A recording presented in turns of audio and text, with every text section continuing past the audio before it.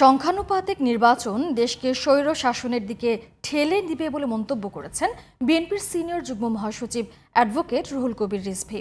এছাড়াও দেশের বিভিন্ন জেলায় বিএনপির নানা কর্মসূচিতে বিএনপি নেতারা বলেন, নির্বাচন নিয়ে দেশি বিদেশি নানা ষড়যন্ত্র শুরু হয়েছে। সারা দেশ থেকে প্রতিনিধিদের পাঠানো তথ্য ছবিতে বিস্তারিত জানাচ্ছেন জোবায়ের রহমান। সংখ্যানুপাতিক নির্বাচন দেশকে স্বৈরশাসনের দিকে ঠেলে দিবে বলে মন্তব্য করেছেন বিএনপির সিনিয়র যুগ্ম মহাসচিব অ্যাডভোকেট রুহুল কবির রিজভী। বৃহস্পতিবার দুপুরে রংপুর গ্র্যান্ড হোটেল মোড়ে বিএনপির দলীয় কার্যালয়ে ড্যাব আয়োজিত জুলাই আগস্ট গণঅভ্যুত্থান শোক ও বিজয়ের বর্ষপূর্তি উপলক্ষে স্বেচ্ছায় রক্তদান ও ব্লাড গ্রুপিং অনুষ্ঠানে তিনি এই মন্তব্য করেন। আমরা চেয়েছি সেই ভোট, চিরায়ত গণতন্ত্রের যে ভোট, যারা বৈধ ভোটার তারা ভোট দিয়ে, সর্বোচ্চ ভোট দিয়ে তার এলাকায় প্রতিনিধি নির্বাচন করবে। যে দলের প্রতিনিধিরা সবচেয়ে বেশি ভোট পাবে তারা সরকার গঠন করবে।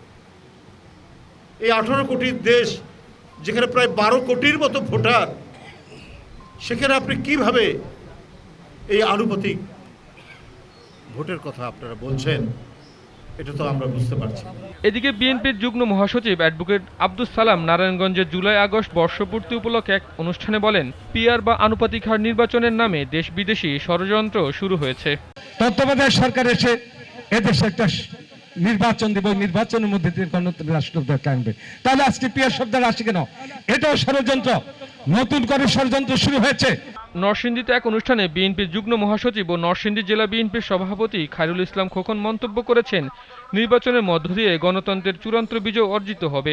নির্বাচনের মধ্য দিয়ে যে সরকার প্রতিষ্ঠা হবে সেদিনই জনগণের ভোটাধিকার যেদিন প্রতিষ্ঠা হবে সেদিনই আমাদের চূড়ান্ত বিজয়। জুলাই আগস্ট গণ অভ্যুত্থান শোক ও বিজয়ের প্রথম বর্ষ উপলক্ষে টাঙ্গাইল মেডিকেল কলেজে স্বেচ্ছায় রক্তদান কর্মসূচি অনুষ্ঠানে প্রধান অতিথির বক্তব্যে বিএনপির কেন্দ্রীয় কমিটির প্রচার সম্পাদক সুলতান সালাউদ্দিন টুকু বলেন, বিএনপি শুরু থেকে নিরপেক্ষ নির্বাচনের দাবি করে আসছে।